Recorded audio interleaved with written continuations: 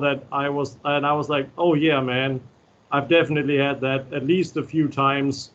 These experiences that could be called what he mentions as arising and passing away, and then the necessary, or as he tells it, necessary slip into a dark night territory afterwards. Mm. And when I read that, I was like, yeah, man, that's pretty much what I've been dealing with these past years in various intensities. Comforting to read that stuff, hey? Yes, it is. But also that I had kind of had the feeling that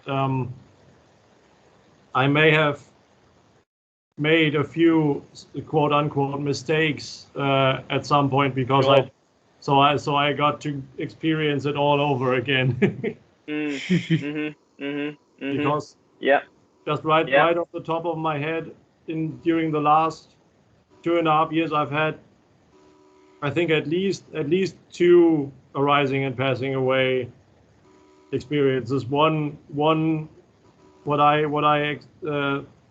what was like really one of the big tipping points for me, that intense Kundalini awakening experience, and one where that was in the beginning of this year. I did some like channeling and healing work with someone, and after that was already quite intense. And after that, I had the same evening, I had an experience of becoming loving awareness for a while, which was like coming home, and that night or a night later, I had one of the most strange lucid dreams of my life, like being so hyper lucid and meeting a woman telling me that she was a fabrication of my imagination.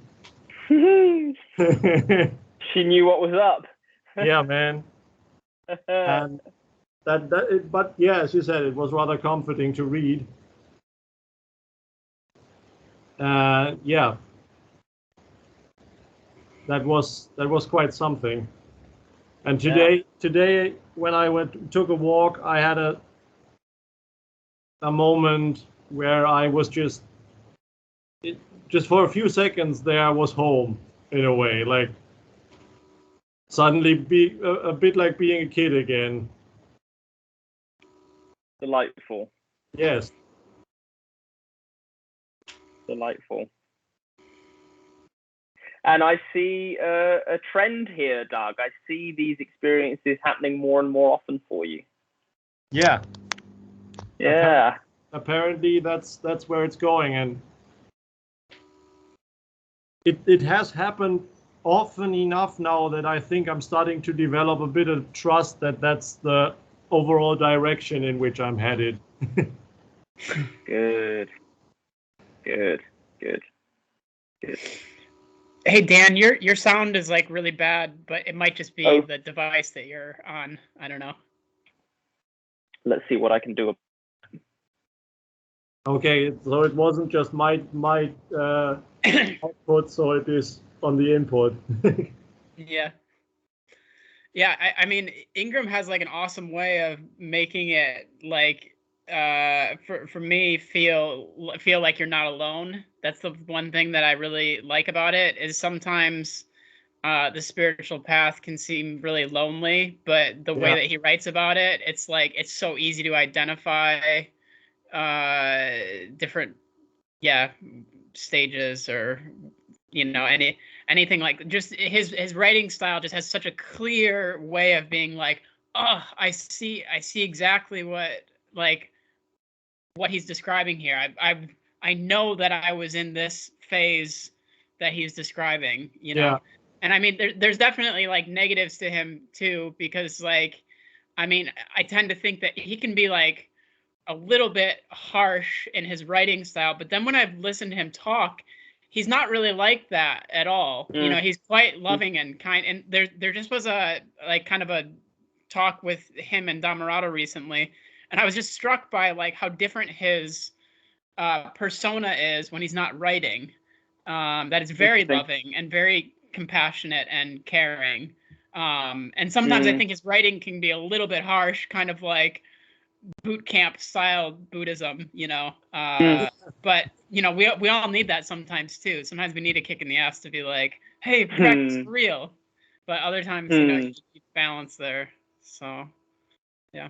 I've actually I haven't really made up my mind on his way of speaking and stuff, because I've heard like 1 or 2 interviews with Guru Viking with him, and one thing that really bummed me out a bit was that it kind of sounds that he is talking like really nasally a lot of the time, and I wasn't sure if he was just having a cold or if that's his standard style, and that was kind of weird. Well, we all have our individual styles. Yeah. I don't know. Am I sounding any better right now? No, it still sounds pretty terrible. Shit, that's no good. It just sounds like it's like a echo or something. I don't know.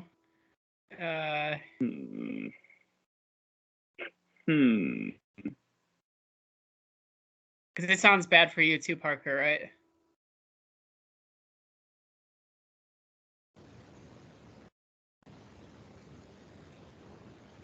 I can't hear Parker at all, even though he's talking. Can anybody else hear him? How's this? No good. No. Did you, Dan? Did you use your? Can you hear me now? Yeah. Yes. We can hear you. You sound fine to me, Dan. Oh. That's weird. Can you guys make out what he's saying? I mean, yeah. I want to make sure we're hearing the same thing. I don't know. It's just echoing a little bit, and it's quite quiet. But yeah, I mean, I can definitely hear what you're saying. It just might be how it is. We might just have to. That just might be our reality. Hey, Brandon, it's good to see you again. What's up? I'm gonna leave and rejoin. Hey good guys. To see you guys. Great to see you both. I'm told that there are some issues with my microphone, so I'm going to leave the call and rejoin. We'll see how that goes.